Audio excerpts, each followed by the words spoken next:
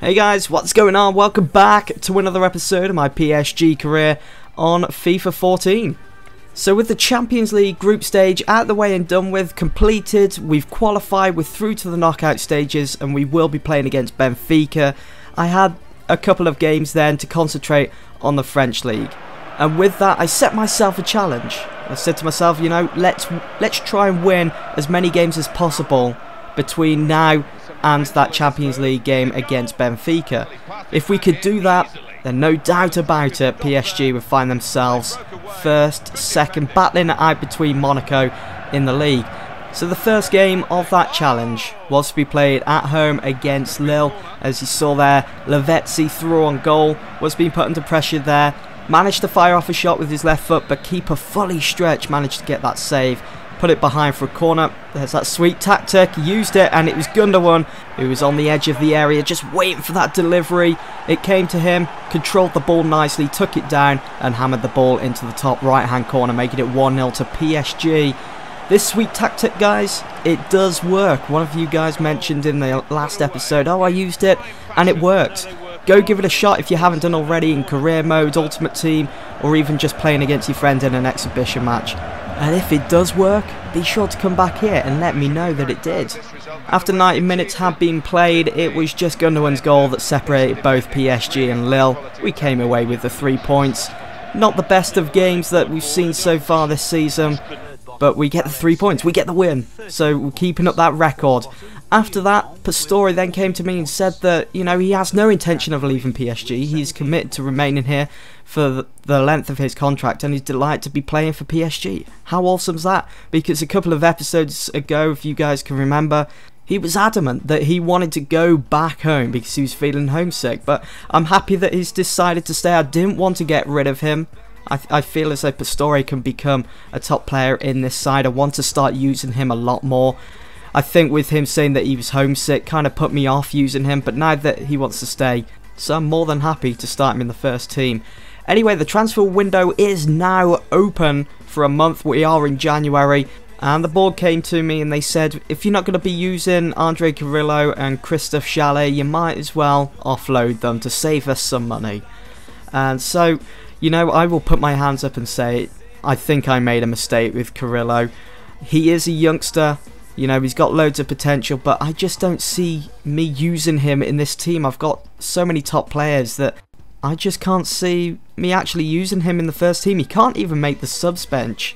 I do kind of feel bad in a way, but he's just not cutting it for me. So I'm going to be offloading him in January. I did get a transfer offer a bit later on from Manchester City for Mats Hummels. He's another player that arrived in the summer. They offered 17.5 million straight away. I rejected all offers. Mats Hummels will not be leaving PSG, especially not this season. No, he's just getting used to working alongside Thiago Silva there in the back line.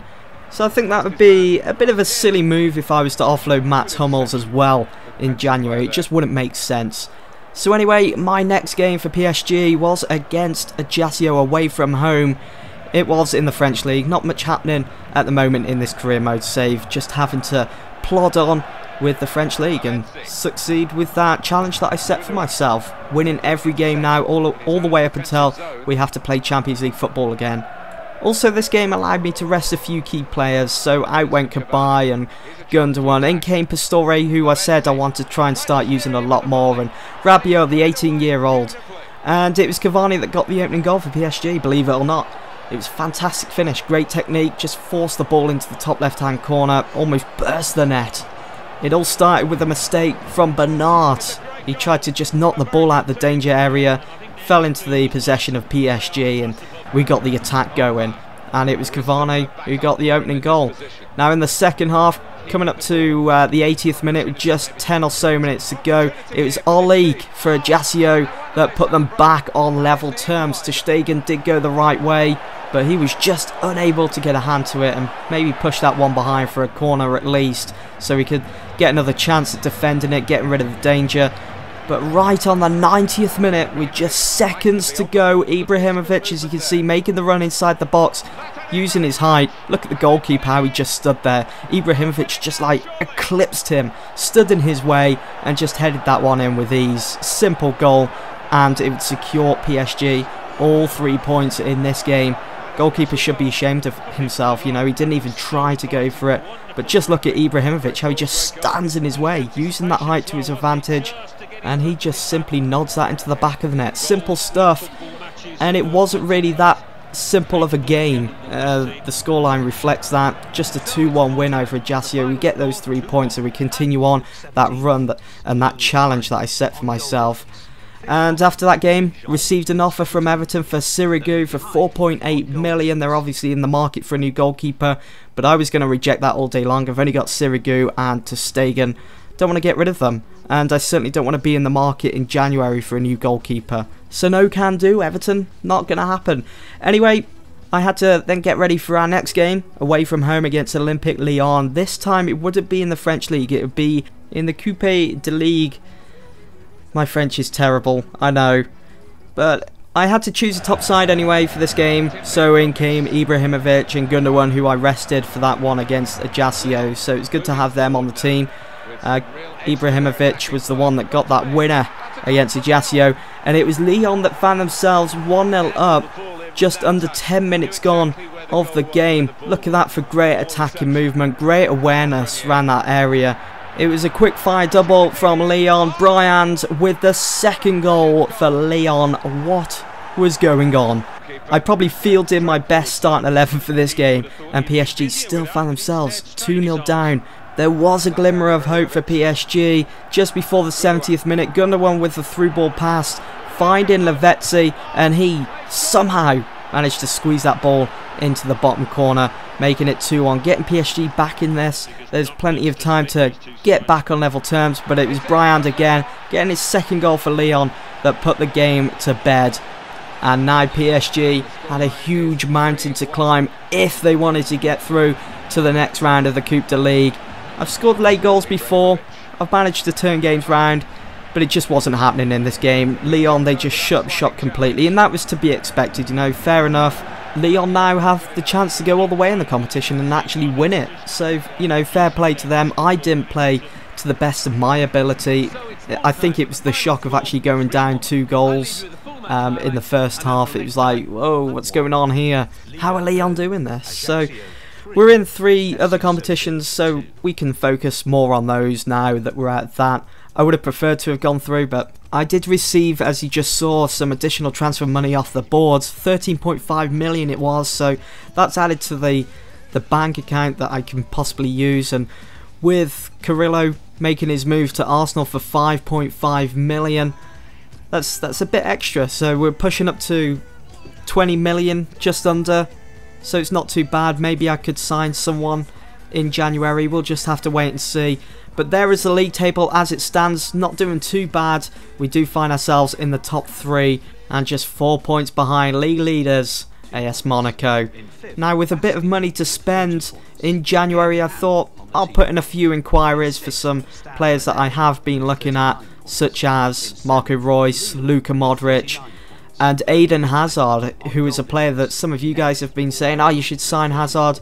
Look how much Chelsea want for Hazard in January. 74.5 million. That is a lot of money. But I totally understand that they don't want to be getting rid of some of their top players in January. So I took to my shortlist to see the sort of players that I can maybe bring in January. And I came upon Thomas Müller from Bayern Munich. My central attacking mid position does need strengthening. I do use Gundogan there as my first choice, but I know Gundogan can slip back as a central midfielder, so bringing in Müller will pretty much just complete my full-on attack, my strike force, because he can play as a striker as well, as a right mid, as a left winger, as a central attacking mid. So he's all over the place, you know. He's pretty much the definition of in the right place at the right time. So I put in an offer from Müller. Hopefully Bayern Munich will come back and will accept the offer, seeing that we are in January. You know, teams don't like to get rid of their best players in January, but fingers crossed that I'll be able to capture him and bring him to France to play alongside Cavani, Ibrahimovic. It's going to be awesome if I do. Now, I'd like to say that our next game was in the French League once again, but no, it was in another competition. It was the Coupe Nationale, and we have been drawn against Lille. We've already beaten them, as you guys can remember at the start of this episode, we beat them 1-0 in the league. That's one of the things that does annoy me about FIFA on career mode, is the fact that you can play a team in the league, like for example, like Lille, and then you'll be drawn against them in the Coupe Nationale, and then you'll be drawn against them in maybe the Coupe de Ligue. It's happened to me before on my Man United career, it's happened to me on my Swansea career. It just seems scripted to me. I'm not sure whether any of you guys have had the same trouble, but I'm just hoping that they get rid of these bugs that they have on FIFA 15 and maybe even FIFA 16 in the future, because it does get frustrating. I don't want to keep playing the same team over and over. That's what it seems like anyway. Getting back to this game anyway, I know I'm trailing off a bit. It was Lille that opened up the scoring. They were looking in good stead, but thankfully Ibrahimovic came to the rescue and made it 1-1. Lille, they were going hammer and tongs, and I think it was a bit of inspiration from Salomon Kalou. That drive and that will to win a game that he can bring to a match. And Kalou almost bagged his second goal of the game, but it was a through ball pass a bit later on from Ibrahimovic. Could see Kabay making the run, and he just walked that into the box, and with such aggression fired the ball into the back of the net, well, the roof of the net, making it 2-1 to PSG with just 20 minutes to go of the game. And as you'll see here with the replay, just look at how the goal, it almost blown away by the power of the ball going into the back of the net. We managed to hold in there anyway for the last 20 minutes and picked up the win through to the next round. And that will be the end of this episode, guys. Be sure to tune in next time to see if Thomas Müller will be a PSG player. Thanks for watching. I'll see you all very soon.